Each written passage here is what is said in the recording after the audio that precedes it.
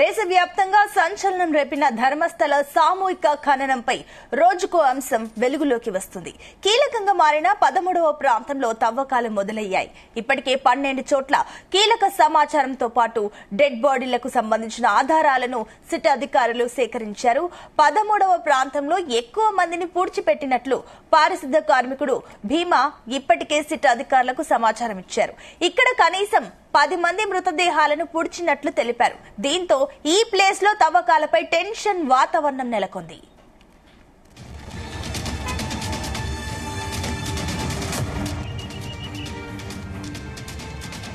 అందరి చూపు ఈ 13వ ప్లేస్ పైనే ఉంది. తవ్వకాలు చేపట్టిన అధికారులకు ఇక్కడ భీమా చెప్పినట్లుగా పూర్తి ఆధారాలు లభిస్తాయా లేదా అనే దానిపై టెన్షన్ కొనసాగుతోంది.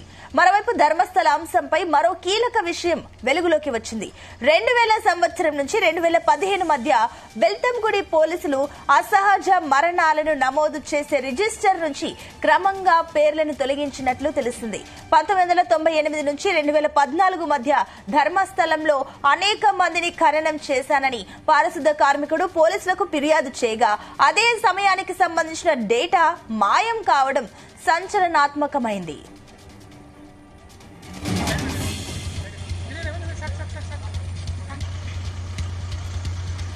రైట్, ఇదే అంశానికి సంబంధించి మరిన్ని డీటెయిల్స్ మా చీఫ్ న్యూస్ కోఆర్డినేటర్ రాధాకృష్ణ అందిస్తారు. Radhakrishna, good morning. Good morning Sunitha. దేశవ్యాప్తంగా సంచలనం రేపినటువంటి ధర్మస్థల ఏదైతే ఉందో సామూహిక ఖననం, ఇది పారిశుద్ధ కార్మికుడు జూలై 3వ తేదీన ధర్మస్థలి పోలీస్ స్టేషన్ లో ఫిర్యాదు చేస్తాడు. దానికి సంబంధించిన వ్యవహారం అంతా కూడా రోజుకొక కొత్త మలుపు తిరుగుతూ ఉంది. సో మొత్తంగా కూడా ఎప్పుడైతే ఆ పారిశుద్ధ కార్మికుడు గతంలో ధర్మస్థల ఆలయంలో పనిచేశాడో, పారిశుద్ధ కార్మికుడిగా పనిచేశాడో, అతను ఇచ్చిన పోలీస్ స్టేషన్ లో ఇచ్చినటువంటి జూలై 3వ తేదీ నుంచి ఫిర్యాదుతో పాటు అతను కొన్ని సంచలన ఆరోపణలు, అదే సందర్భంలో కొన్ని ఆధారాలతో కూడినటువంటి మొత్తం ఆధారాలను కూడా పోలీస్ స్టేషన్ కి సంబంధించారు. సో అప్పుడు కేసు నమోదు కావడం అది దేశవ్యాప్తంగా తీవ్ర కలకలం రేపింది. ఎందుకంటే ఒక్కరు కాదు, ఇద్దరు కాదు, ఏకంగా వందలాది మందిని తన చేతుల మీదుగా ధర్మస్థలికి సంబంధించి ఆలయ సమీపంలోనే అందరినీ పూడ్చిపెట్టాను. అందులో అందరూ కూడా మైనర్ బాలికలు, మహిళలు ఉన్నారు, యువతులు, మహిళలు ఉన్నారని చెప్పడం కూడా ఇంకా మరింత తీవ్ర కలకలం రేపింది. అంటే వాళ్ళందరి పైన కూడా అత్యాచారము జరిపి హత్య చేసినట్టుగా అతను ఆరోపణలు, అదే సందర్భంలో వాళ్ళందరినీ కూడా తన చేతుల మీదుగానే అక్కడ అందరినీ సామూహికంగా ఖననం చేశానని చెప్పేసి కూడా అతను ఆరోపణ చేయడం, అదేవిధంగా పోలీసులకు ఫిర్యాదు చేయడం. దాంతో పాటుగా సుప్రీం కోర్టు న్యాయవాదికి ఒక సీల్డ్ కవర్ లో కొంత ఆధారాలు సమర్పించారు. ఇది నిజం ఎప్పటికైనా బయటకు రావాల్సిందే, నేను గతంలో చేసిన తప్పుకు పశ్చాత్తాపడుతున్నాను, ఇది నేను ఒకవేళ నేను కనుక ఇది నోరు విప్పితే నాకు ప్రాణాపాయం ఉంటది, సో నేను కనీసం నేను మరణించినా సరే దీనికి సంబంధించిన వివరాలు బయటకు రావాలని చెప్పేసి పూర్తిగా తనకు సంబంధించిన కొన్ని వివరాలతో కూడినటువంటి, అంటే ఎవరైతే కొందరు పేర్లు ప్రజలందరూ కూడా సీల్డ్ కవర్ లో సుప్రీంకోర్టు న్యాయవాదికి అప్పగించారు. సో అదొక అంశం అయితే, మరోవైపు ఈ యొక్క పారిశుద్ధ కార్మికుడు చేసినటువంటి ఆరోపణల పైన కర్ణాటకతో పాటు దేశవ్యాప్తంగా తీవ్ర కలకలం రేపింది. ఎందుకంటే ఒక సామూహికంగా ఇంతమందిని అక్కడ పూడ్చిపెట్టడం ఏంది, అసలు వాళ్ళ మరణాల కారణం ఏంది, అందులో అత్యాచార ఆరోపణలు ఏంటి, ఇవన్నీ కూడా కలకలం రేపాయి. దీంతో ఒకవైపు కర్ణాటకలోని రాజకీయ పక్షాల నుంచి ఒత్తిడి, మరోవైపు అక్కడ ఉన్నటువంటి స్థానిక సంఘాలు, అంటే ఉద్యమకారులు కావచ్చు, అక్కడ ఏదైతే ఉందో స్థానికంగా ఉన్నటువంటి యువకులు కావచ్చు, అదేవిధంగా మొత్తంగా కూడా కర్ణాటక ప్రజల నుంచి కూడా ఒక ఒత్తిడి, ఒక రకమైన ఆందోళన మొదలైంది. ఖచ్చితంగా దానిపైన స్వతంత్ర దర్యాప్తు చేయాల్సిందే, ఖచ్చితమైన అసలు ఏంది, దీని వెనుక కథ ఏంది తేల్చాల్సిందే అని చెప్పేసి ఒక ఒత్తిడి ప్రారంభం. దీంతో రాష్ట్ర ప్రభుత్వం కూడా, కర్ణాటక ప్రభుత్వం కూడా సిట్టుకు ఆదేశించింది. సో మొత్తంగా సిట్టు విచారణ వారం 10 రోజుల నుంచి సిట్టు విచారణ వేగవంతంగా కొనసాగుతా ఉంది, దర్యాప్తు కొనసాగుతా ఉంది. అతడు ఏదైతే పారిశుద్ధ కార్మికుడు 1998 నుంచి 2014 మధ్య కాలంలో దాదాపుగా వందలాది మందిని ఇక్కడ నేను పూడ్చిపెట్టానని చెప్పాడు. అక్కడ ఆ ఏరియాలో అంతా కూడా ఇప్పుడు సిట్టు జల్లెడ పడతా ఉంది. అతడు చెప్పిన అయితే అతను 13 చోట్లలో నేను ఇక అందరినీ కూడా గతంలో పాతి పెట్టాను అని చెప్పేసి, ఎక్కడైతే అక్కడ ఉన్నటువంటి మృతదేహాలను ఖననం చేశాను అని చెప్తున్నాడు, ఆ ఏరియాలను రౌండ్ అప్ చేసి మార్కింగ్ చేసి మొత్తం 13 చోట్లను ఐడెంటిఫై చేశారు. ఆ 13 చోట్లలో కూడా తవ్వకాలు చేశారు. సో మొదటి 12 చోట్ల దాదాపుగా 10 చోట్ల తవ్వకాలు అయిపోయాయి. సో 6వ చోట కొంత బాడీ ఏదైతే మృతదేహాలకు సంబంధించి ఆనవాళ్ళు దొరికాయి, పలువురి అవశేషాలు ఏదైతే ఆ స్కెల్టన్ సంబంధించి అంటే ఒక పుర్రెలేని ఎముకలకు సంబంధించినటువంటి కొన్ని ఆనవాళ్ళు దొరికాయి. సో 10వ చోట కూడా జరిపిన తవ్వకాల్లో ఒక మృతదేహం దొరికింది. అది ఉరివేసుకొని పడి ఉన్నటువంటి, అది 2 సంవత్సరాల క్రితం ఉరివేసుకొని చనిపోయిన వ్యక్తిగా కూడా గుర్తించబడ్డారు. సో అదొక అయితే ఇక 11-12 చోట్ల కొంత గత 3-4 రోజుల కర్ణాటకలో ఆ పరిధిలో ధర్మస్థల పరిధిలో వర్షాల కారణంగా ఈ తవ్వకాల కాటకం ఏర్పడింది.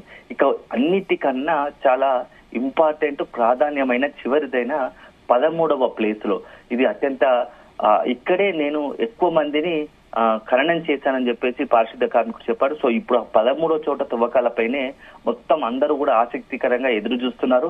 సో ఈ 13 చోట్ల దాదాపుగా 15 మందికి పైగా ఇక్కడ నేను ఖననం చేస్తానని చెప్తాను. సో అక్కడ ఏదైనా ఆధారాలు దొరుకుతాయని చెప్పేసి సిట్టు తవ్వకాలకు సిద్ధమవుతోంది. అయితే సిట్టు తవ్వకాలకు సిద్ధమవుతున్న క్రమంలోనే ఒక్కొక్క అంశం కూడా నిన్న నుంచి తెరపైకి వస్తోంది. అక్కడ స్థానికంగా ఉన్నటువంటి కొందరు, అక్కడ ఉన్నటువంటి ప్రజలు, ఇక్కడ మేము మృతదేహాలను పూడ్చిపెట్టే స్థలము, మీరు అనవసరంగా మా బంధువులకు సంబంధించిన మృతదేహాలను ఎలా వెలికి తీస్తారు అని చెప్పేసి కూడా ఇప్పుడు అక్కడ ఆరోపణ చేయడం, ఆందోళన చేయడం, ఇప్పుడు మొత్తం ఈ కేసుకు సంబంధించిన వ్యవహారం మరొక మలుపు తిరిగిందని చెప్పవచ్చు. ఎందుకంటే ఈ మొదటి నుంచి కూడా ఈ వ్యవహారం అంతా కూడా కొంత ప్రతిదీ అనుమానాస్పదంగా అనేక అనుమానాలకు, సందేహాలకు సాగించేలా మొత్తం విచారణ కొనసాగుతా ఉంది. అదోవైపు అక్కడ ఉన్నటువంటి స్థానిక ప్రజలు కూడా అలా సిద్ధమవుతున్నారు. స్థానిక ప్రజలు ఒకవైపు అక్కడ నుంచి ఎవరైతే ధర్మస్థల వ్యవహారంతో పోరాడుతున్నారో దశాబ్ద కాలంగా, వారు చెప్పేవి అన్ని ఒక రకంగా ఉంటే అక్కడ పరిస్థితులు మాత్రం దానికి విరుద్ధంగా ఉన్నాయి. ఎందుకంటే ఇప్పటికే దాదాపు అక్కడ ఉన్నటువంటి బెత్తంగడి పోలీస్ స్టేషన్ లో సుమారుగా 400 మందికి పైగా మిస్సింగ్ కేసులు ఉన్నాయి.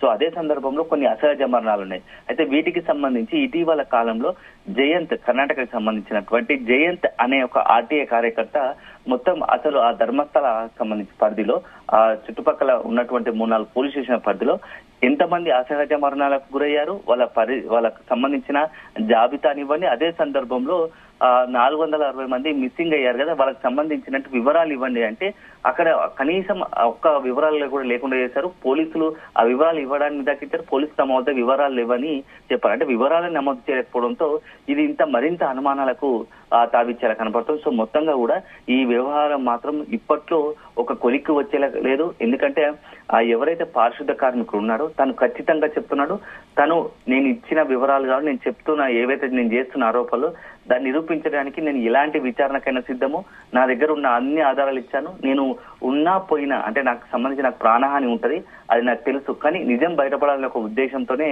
నేను దశాబ్ద కాలం తర్వాత ఇప్పుడు వచ్చి నేను ఇట్లాంటి అసలు నిజాలు బయట పెడుతున్నా అని చెప్పేసి చెప్తా ఉన్నాడు. సో దీంతో పాటుగా ఇప్పుడు 13వ చోట తవ్వితే ఎలాంటి పరిస్థితులు ఏర్పడతాయి, సో అక్కడ ఏమైనా మానవ అవశేషాలు బయటపడతాయని చెప్పేసి సిట్టు గాని అక్కడ ఉన్నటువంటి అంతా కూడా దేశవ్యాప్తంగా ఇప్పుడు ఒక ఆసక్తి నెలకొంది. ఇదొక అంశం అయితే, మరోవైపు ఎవరైతే కొంతమంది తమ కుటుంబ సభ్యులను కోల్పోయారో వాళ్ళ ఆందోళన కూడా రోజు రోజు పెరుగుతా ఉంది. కనీసం మా కుటుంబ సభ్యుల యొక్క అస్థికలైనా ఇవ్వండి అని చెప్పి చాలా మంది గత ఈ దశాబ్ద కాలం పైనుంచి కూడా మరణించిన వాళ్ళందరూ కూడా అక్కడ ఇప్పుడు ఈ కేసు తెరపైకి రావడంతో తమకు అప్పగించిన చివరి చూపుగా మేము వారిని చేస్తాం. ఎందుకంటే అన్ని కూడా మిస్సింగ్ కేసులు నమోదయ్యాయి. ఇప్పుడైతే దాదాపుగా కొంతమంది మిస్ అయ్యారు. అందులో ముఖ్యంగా మనం కనబడతా ఉంది అనన్య భట్ అనే ఒక మెడికల్ విద్యార్థిని గతంలో ఇదే తరహాలో మిస్ అయింది.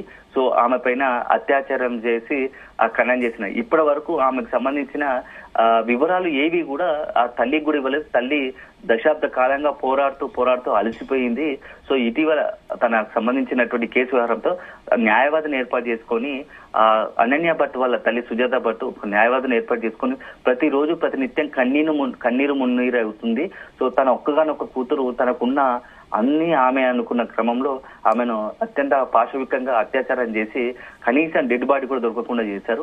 సో ఇప్పటికైనా కనీసం ఆమె అస్థికలైనా ఎక్కడైనా కనీసం దొరికితే ఆ DNA నిర్వహించి చివరిగా తన అస్థికలు ఇస్తే మేము సాంప్రదాయబద్ధంగా సో ఈ నేపథ్యంలోనే అతను ఎవరైతే సుజాత భట్ న్యాయవాది ఉన్నారో అతను ఒక కేసులో హైకోర్టులో ఒక కేసును కూడా నమోదు చేశారు, అంటే ఒక ఫిర్యాదు చేశాడు. ఎందుకంటే ఇప్పుడు ఈ జరుగుతున్న వ్యవహారంలో మొత్తంగా కూడా కొంత ఈ యొక్క ఏవైతే డిలే అవుతున్నాయో తవ్వకాలకు సంబంధించి, ఎందుకంటే దాదాపుగా దశాబ్ద కాలం పైగా కాబట్టి, ఇదంతా దశాబ్దం 2 దశాబ్దాల నుంచి జరుగుతున్న వ్యవహారం కాబట్టి ఈ క్రమంలో అనేకమైన మార్పులు జరిగాయి. అనేక సందర్భంలో ఇదంతా వ్యవహారం కూడా నేత్రావతి నది ఒడ్డున జరుగుతుంది కాబట్టి ఆ వరదలకు ఉప్పొంగిన సందర్భంలో మొత్తం కూడా మార్పులు జరిగి కొన్ని అవశేషాలు కావచ్చు, లేకుంటే బాడీకి సంబంధించి కప్పిపోయబడే మరింత లోతుకు వెళ్లడం కావచ్చు, లేకుంటే నదిలో కొట్టుకుపోవడం జరిగింది. కాబట్టి దీన్ని అంతా ట్రేస్ చేయడానికి ఇప్పుడున్న పరిస్థితుల్లో ఈ తవ్వకాలు జరిగితే మరింత ఆలస్యం అవుతుంది. సో అత్యాధునిక టెక్నాలజీని వాడుకుంటే ఇది బాగుంటుందనే ఒక ఉద్దేశంతో అతను కొత్త ఒకటి GPR ground penetrating radar system వాడుకుంటే అసలు మానవ అవశేషాలు ఎక్కడున్నాయో వెంటనే ఆ వ్యవస్థ ద్వారా కనుక్కోవచ్చు. అది ఈజీగా అవుతుంది. ఇదంతా తవ్వకం టైం వేస్ట్. అతను చెప్పిన 13 చోట్లల్లో ఆ వ్యవస్థతోని గనక మనం అడ్జేస్తే అక్కడ ఉన్నటువంటి అవశేషాలు వెంటనే వెలికి తీసి DNA కు ఫోరెన్సిక్ వాళ్ళకి అప్పచెప్తే, మనకు కొంత ఫోరెన్సిక్ వాళ్ళకి అప్పచెప్తే కనీసం వాటికి సంబంధించి అవశేషాలు ఎవరివి, ఎక్కడివి, ఏ సందర్భంలో జరిగినవి, ఎలా చనిపోయిన వివరాలు బయటకు వస్తాయని చెప్పేసి కూడా కోర్టులో ఒక అఫిడవిట్ దాఖలు చేస్తారు. సో దానికి సంబంధించి కోర్టు కూడా ఒక నిర్ణయం తీసుకోవాల్సింది. అదే సందర్భంలో సిట్ రాష్ట్ర ప్రభుత్వం కూడా ఒక నిర్ణయం తీసుకోవాల్సి ఉంటుంది. సో ఈ నేపథ్యంలో ఈ వ్యవహారం అంతా కూడా రోజుకొక మలుపు ఆసక్తికరంగా మారుతుంది. కానీ ఖచ్చితంగా అక్కడ ఉన్నటువంటి ఎవరైతే పారిశుద్ధ కార్మికుడు, అక్కడ ఉన్నటువంటి స్థానికులు, కొంతమంది కొన్ని సంఘాల నేతలు చెప్తున్నారో అక్కడ అన్ని కూడా ఒకే రకంగా ఉన్నాయి. ఎందుకంటే దానికి బలం చేకూర్చే అంశం ఏంటంటే దాదాపుగా 460 మందికి పైగా మిస్సింగ్ కేసులు నమోదు కావడం, అదే సందర్భంలో పారిశుద్ధ కార్మికుడు చెప్పినట్టుగా వందలాది శవాలను పూడ్చిపెట్టారనడం, అయితే అదే సందర్భంలో తమ కుటుంబ సభ్యులు ఇప్పటి వరకు ఏమయ్యారని తెలియకపోవడం, ఇవన్నీ చూస్తూ ఉంటే కొంచెం అంత అనుమానాస్పదంగా సందేహం తాగిస్తుంది. కాబట్టి ఈ విచారణ మరింత నిక్కచ్చిగా దర్యాప్తు జరగాలనేది ప్రతి ఒక్కరు కోరుకుంటున్నట్టుగా కర్ణాటక వాసులు ప్రతి ఒక్కరు ఆ ధర్మస్థానికి సంబంధించిన ఎవరైతే తమ కుటుంబ సభ్యులు కోల్పో వారు కోరుకుంటున్నారు. Right Radhakrishna, thank you.